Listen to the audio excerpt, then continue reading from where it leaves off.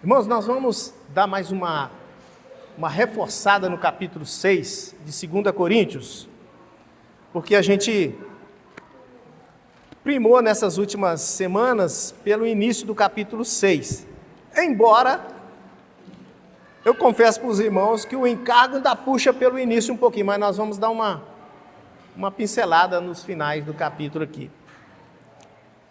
Senhor Jesus, o que me impressionou no início dessa reunião é que tudo está de acordo com o sentimento que o Espírito me deu, pela misericórdia dele, com respeito ao sentimento geral da mensagem. Primeiro foi esse hino, que é o C98. Ó Senhor Jesus. Vamos ver se eu acho ele fácil aqui.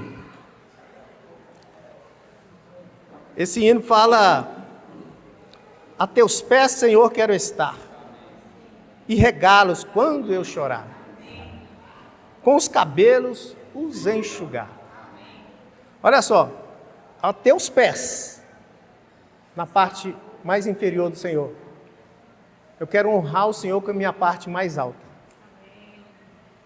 Isso é rico, irmãos? Nós temos que honrar o Senhor com o que nós temos de melhor. Amém. Senhor Jesus. Amém. Depois fala assim: derramo puro unguento sobre tua cabeça e pés. Cristo é a cabeça do corpo. Nós devemos adorar o cabeça em todo o nosso viver. É o cabeça que nós recorremos pelas manhãs, É ele, essa cabeça pensante que nos leva a amar a Deus. Mas Cristo não é só a cabeça, ele é o corpo. Ele é o corpo. Cristo tem um corpo, que é a sua noiva, que é a igreja.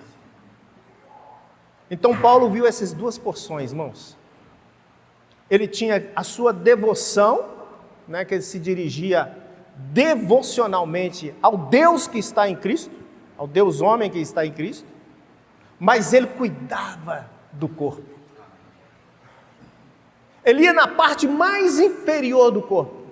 Nessa experiência, a parte mais inferior é a igreja em Corinto. Que situação lamentável da igreja em Corinto,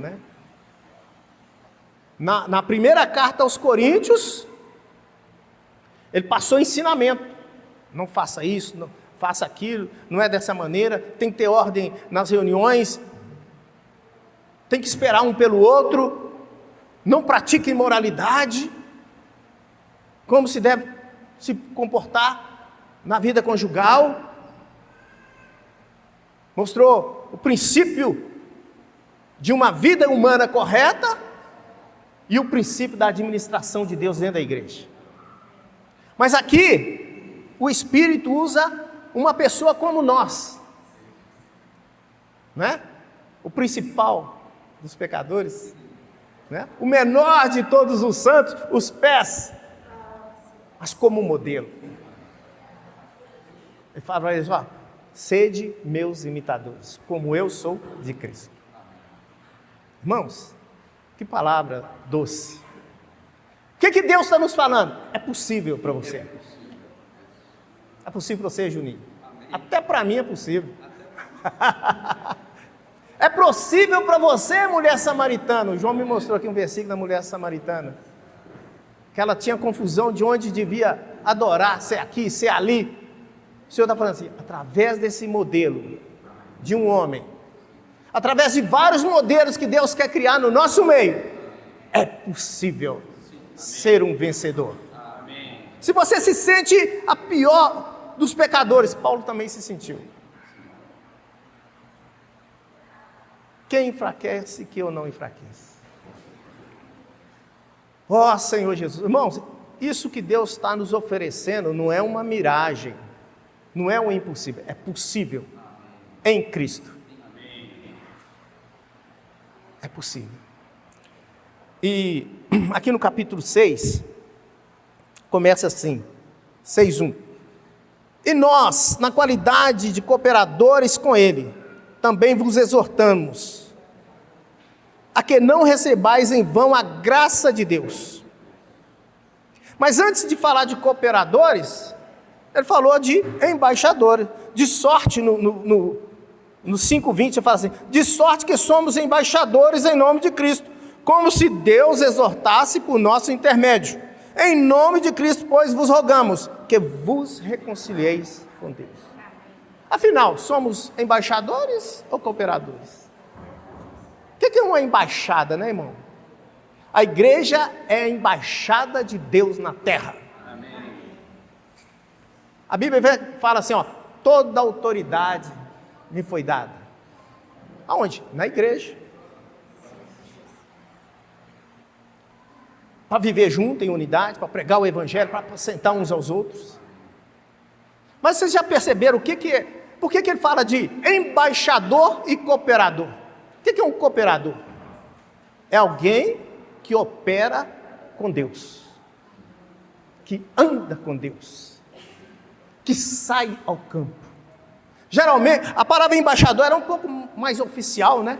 Quando você lembra de embaixador, você lembra de um funcionário alto, que tem muita autoridade, que tem um gabinete suntuoso, não é verdade? Muitos empregados, tem um escritório que chama assim, a embaixada, tem a casa da família, né? Para lá, para a embaixatriz e os filhos viverem, tem funcionários pagos pelo país, e fica ali recebendo, ali em solenidades, os altos funcionários, ou daquele país em representação, ou do país de origem. Mas aqui o Senhor está falando que nós não somos só embaixadores com autoridade, não. Nós somos cooperadores de Deus. Amém. Aquele que sai ao campo.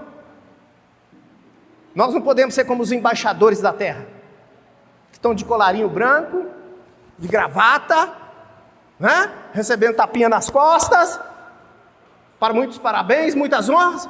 Pelo contrário, nós somos aqueles que saímos à guerra, nós somos aqueles que saímos ao campo, que operamos junto com Deus. Aleluia! Então eu ganhei muito sentimento em cima disso, sabe, irmãos? Mesmo o nosso espírito, nós podemos comparar o nosso espírito com uma embaixada. Mas nós não podemos ficar só no nosso espírito. O Senhor quer migrar para o nosso coração. O irmão ali falou sobre abraçar. Né? Oh, Senhor Jesus! Um cooperador com Deus é alguém que anda com Deus. Alguém que anda junto com Deus. Certa vez um irmão foi explicar o que é um cooperador. Aí ele falou assim, chamou um irmão, encostou dele aqui e falou assim, vamos imaginar que as nossas pernas estejam amarradas. Você vai ter que andar comigo. Você não sabe o que eu estou pensando nem para onde eu vou, mas nós vamos andar junto. Aí ele saiu assim, um saiu para lá, outro saiu para cá. Ou seja, não basta combinar. Tem que ter o mesmo coração. Tem que ter o mesmo sentimento.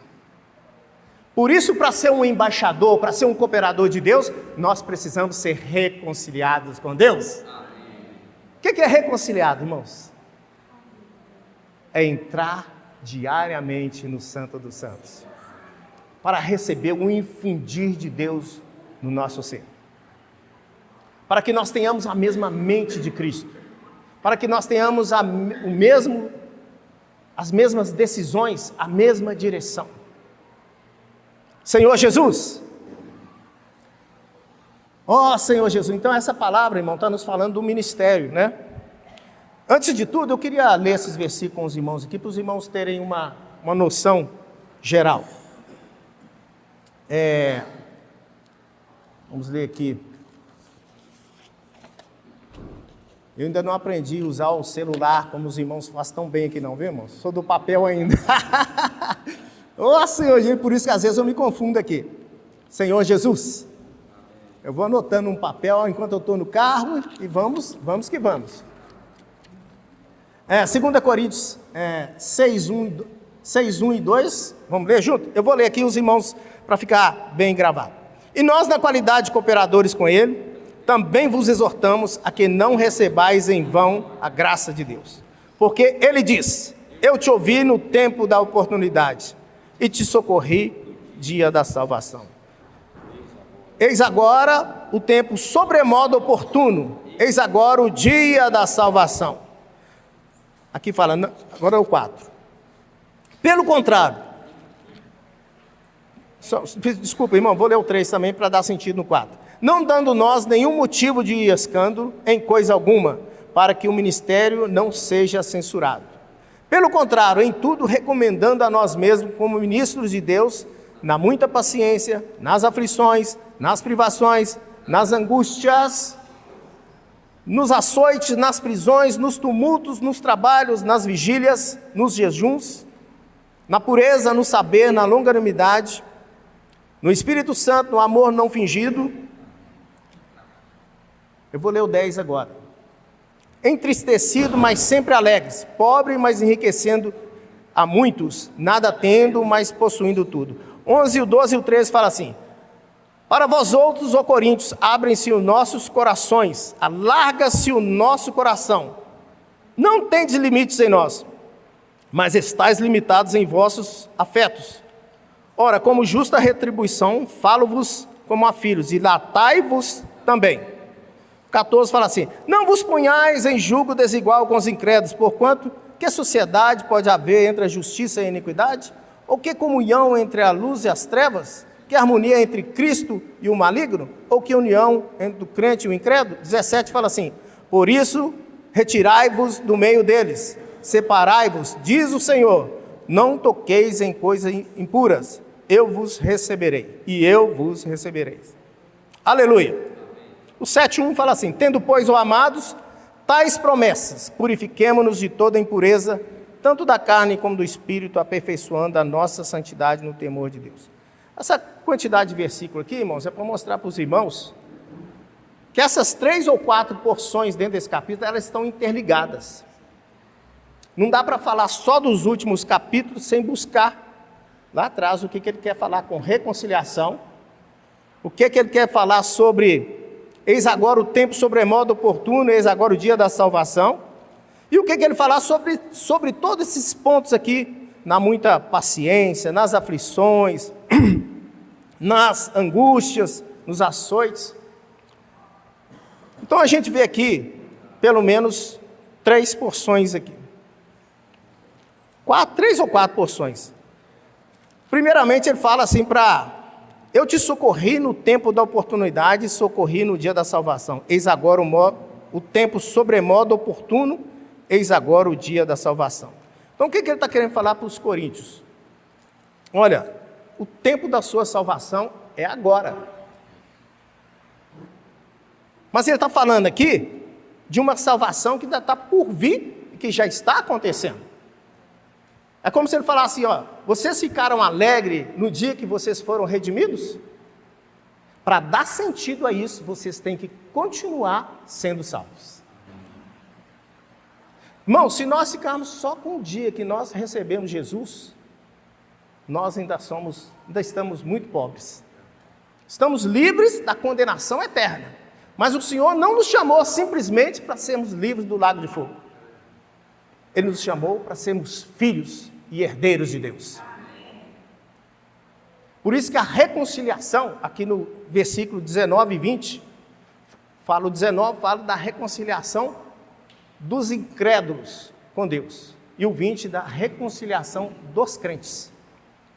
Ou seja, precisamos avançar do santo lugar para o santo dos santos.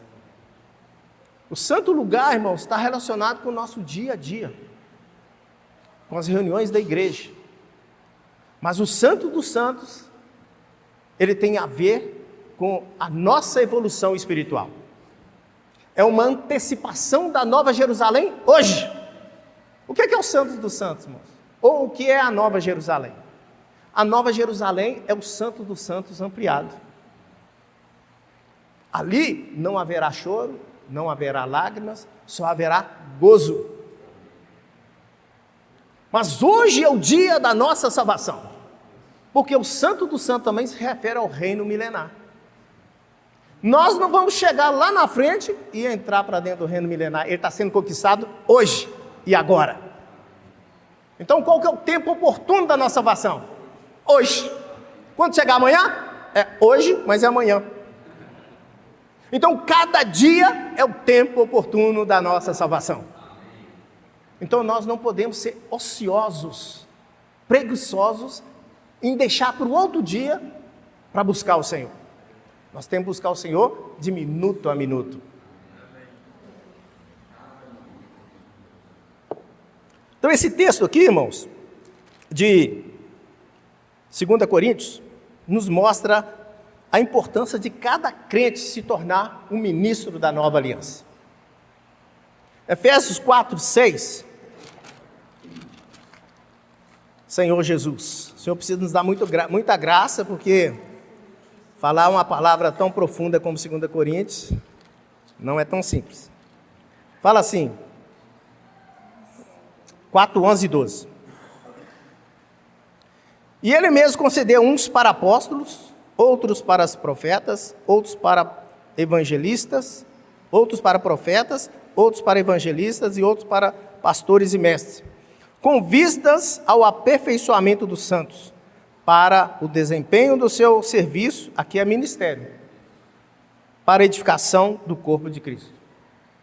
Para o desempenho do ministério, que é a edificação do corpo de Cristo, até que todos cheguemos à unidade da fé e do pleno conhecimento do Filho de Deus, a perfeita varonilidade à medida da estatura da plenitude de Cristo.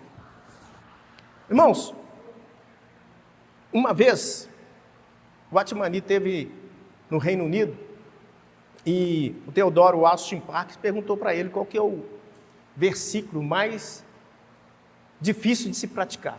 Aí ele falou assim, é o 4:16, Efésios 4:16,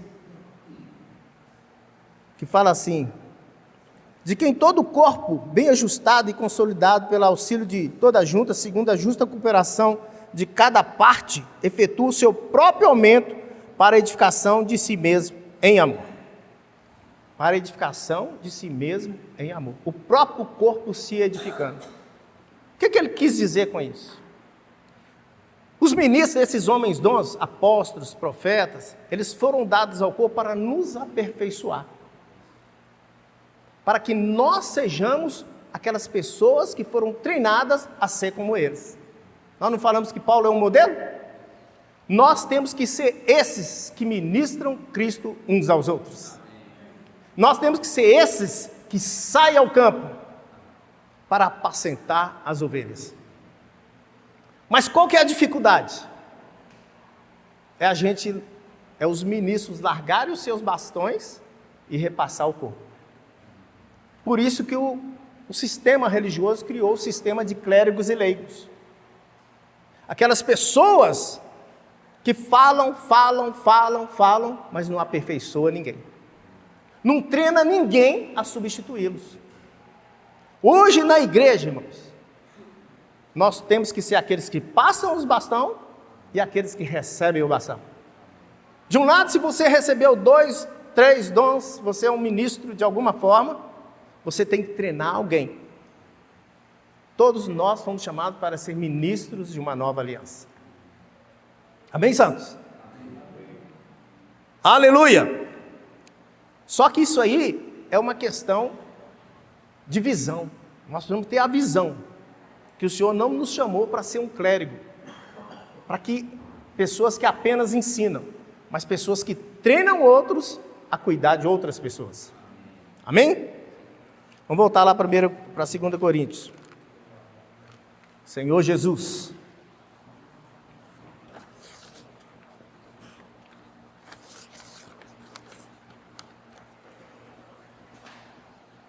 Ó Senhor Jesus, trabalhar por meio de uma vida ajustável. Aqui em 2 Coríntios 4:6,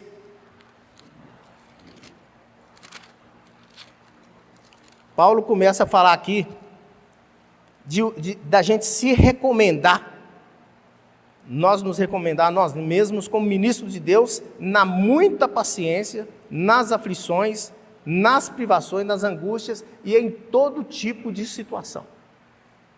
Ou seja, o ministro da nova aliança, como nós falamos no início, nem alguém que fica em lugar confortável. É alguém que sai para qualquer ambiente que se for necessário. Senhor Jesus, se o presidente do Brasil precisar de um ministro num país pobre, aqueles que estão sendo treinados a ser embaixadores e falar a... Então a gente vê que os coríntios estavam resistindo a Paulo e aos seus coordenadores, por causa daquela primeira carta que foi enviada a ele. Ó Senhor Jesus, mesmo quando nós somos disciplinados, nós temos que aprender a ter um coração alargado, a ter uma vida ajustável. Senhor Jesus, para quê? Para viver a vida do corpo. Mas o que acontece quando alguém nos corrige? O Senhor muitas vezes também pode enviar alguém que vai, nos corrigir alguma coisa. Nosso coração se fecha. Senhor Jesus, qual outra maneira que tem de alargar o coração? Orar uns pelos outros. Os irmãos perceberam que lá em Hebreus 9, o altar de incenso, ele já não está no Santo do Lugar, ele está dentro do Santo Santo. Por que ele está no Santo Santo também? Porque quando nós levamos os irmãos como sacerdotes diante de Deus, no Santo do Santo, o nosso coração é alargado. Ao levar os irmãos, nós somos introduzidos no Santo do Santo. Nós somos infundidos com a glória Shekinah. Senhor Jesus. Aleluia! Então, irmãos, essa é a vida de um ministro. Não apenas de um embaixador. Nós gostamos muito de ser embaixador, né? De autoridade. Faça isso, faça aquilo, está certo, está errado. Mas se você é um ministro da nova aliança, você sabe carregar a autoridade de Deus sem ser orgulhoso, sem soberba, porque a embaixada de Deus é a igreja. Não são os irmãos líderes, mas é toda a igreja. A igreja é a embaixada de Deus na terra, para trazer aos homens os interesses de Deus. Levar Deus aos homens e trazer Deus aos homens. Levar os homens a Deus e trazer Deus aos homens. Senhor Jesus, vamos ver Cânticos 7:11.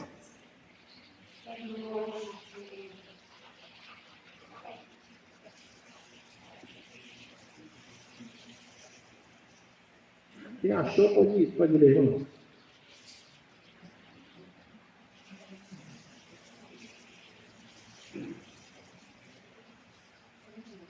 Venha, meu amado, saiamos ao campo, passemos as noites nas aldeias. Aleluia, todos. Levantemos cedo de manhã para ir às vinhas, vejamos se florescem as vides, se abre a cor, se abrotam as romeiras, dar-te-ei ali o meu amado. Olha só, irmãos, vem ao meu amado. Cantar é muito bom. Declarar ao Senhor nosso amor por Ele é muito bom. Mas o lugar de dar o nosso amor por Ele é lá no campo. Levantemos-nos cedo de manhã para ir às vinhas. Que vinhas são essas? São as igrejas locais, espalhadas por toda a terra. Vejamos se florescem as vides, se abre a flor, se brotam as romeiras. Dar-te-ei ali o meu amor. Qual é a diferença de um coração estreito e um coração alargado? Como os coríntios estavam estreitos. Um coração estreito é um coração que só olha a sua localidade, só olha a sua espiritualidade, só olha os seus interesses. Mas um coração alargado, ele vê o corpo de Cristo. O corpo de Cristo não é formado por todas as igrejas espalhadas pela terra. Uma pessoa de coração alargado, ele tem coração de perdoar os outros irmãos.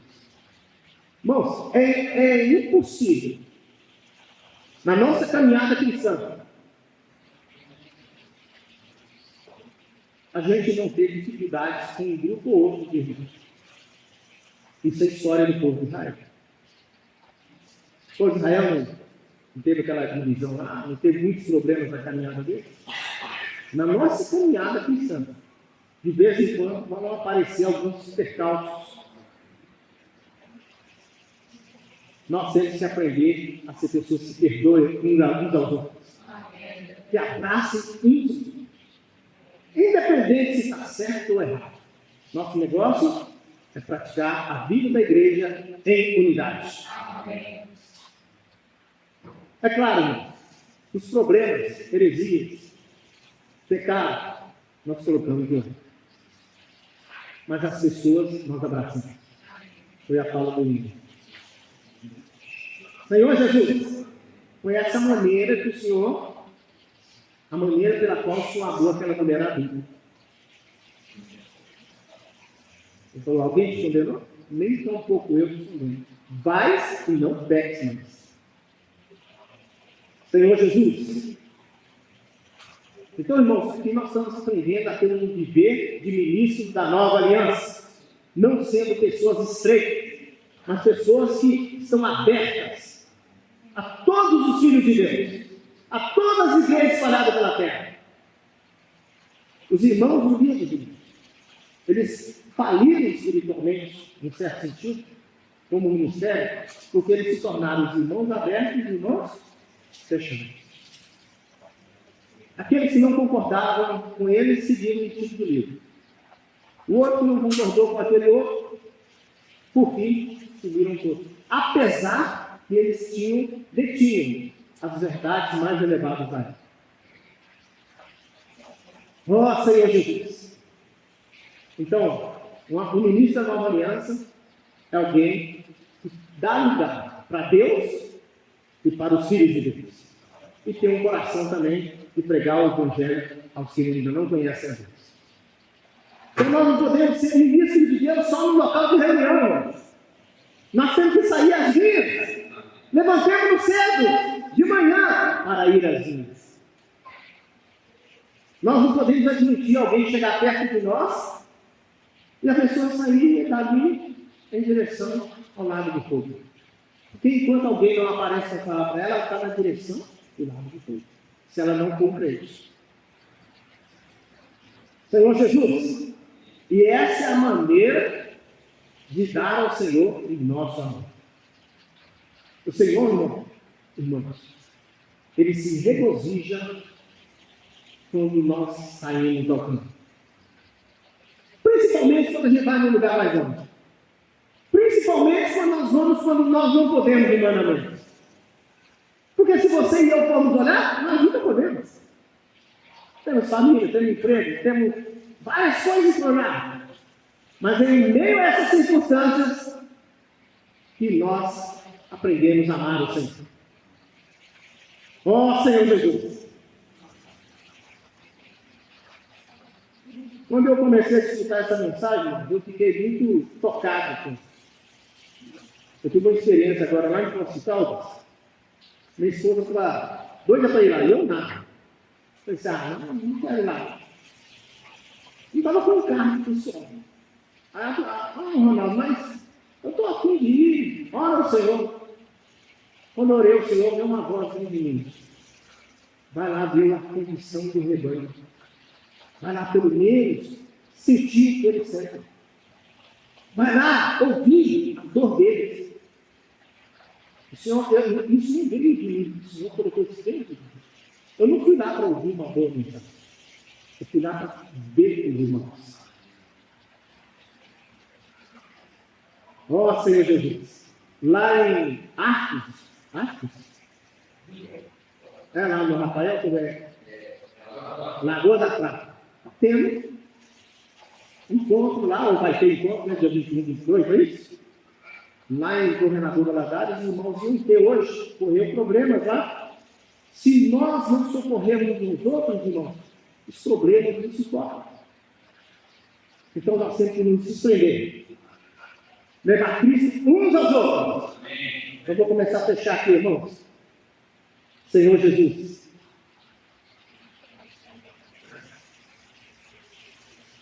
fala o seguinte: parece que esse versículo 14 a 17, 18, não tem nada a ver com o texto, né? Fala assim: não vos ponhais em julgo desigual com os incrédulos, porquanto que sociedade pode haver entre a justiça e a iniquidade, ou que comunhão da luz com as trevas, que harmonia entre Cristo e o maligno, ou que união do crente com o incrédulo. Então ele coloca 5 fatores aqui que não se combinam. Julgo desigual. Ou seja, nosso coração tem que ser largo. Nós temos que nos ajustar a todo tipo de situação, mas não fazer julgo desigual comigo. Senhor Jesus, nós temos que abrir nosso coração, mas não para a iniquidade. Nós vamos encontrar muitos tipos de situação. Eu me lembro que eu saí com um irmão uma vez, na época de bater as portas, do escolhido, e nós fomos na casa de uma irmã. Essa irmã era uma irmã muito formosa, muito formosa. E ela tinha saído de um relacionamento e estava numa condição muito precária. E eu percebi que esse irmão, apesar de ser casado, ter filhos, ele se deixou levar pelo encantamento dela. Ou seja, nós temos que amar os filhos de Deus, mas saber aonde está o nosso limite. Não há harmonia entre o pecado e a justiça. Um está de um lado e o outro está do outro. Aqui fala assim: que ligação entre o santuário de Deus e os ídolos? Porque nós somos o santuário de Deus vivente. Como ele próprio disse: habitarei e andarei com ele, serei o seu Deus e eles serão o meu povo. Isso também mostra, como ministros de Deus, nós temos que saber aonde nós estamos vindo beber a nossa água. A internet é um ambiente que tem muita palavra, mas tem muita heresia. Tem muita inverdade. Então nós precisamos pedir ao Senhor graça e discernimento para não ir além dos limites de Deus. Amém, Senhor? Por isso que ele fala aqui, né? Retirai-vos do meio deles, separai-vos, diz o Senhor, não toqueis em coisas impuras, eu vos receberei. Serei vosso pai, e vós sereis para mim filhos e filhas, diz o Senhor Todo-Poderoso. Irmãos, então ter um coração amplo, largo, e ajustar em toda situação, depende da nossa reconciliação diária com Deus. É através da nossa reconciliação, nossa comunhão com Deus, é que nós vamos aprender a ajustar toda a situação sem cair em pecado, sem ferir a justiça, sem trazer iniquidade do nosso espírito. Amém? Aleluia! Vou parar aqui, os irmãos, depois compartilham mais. Acho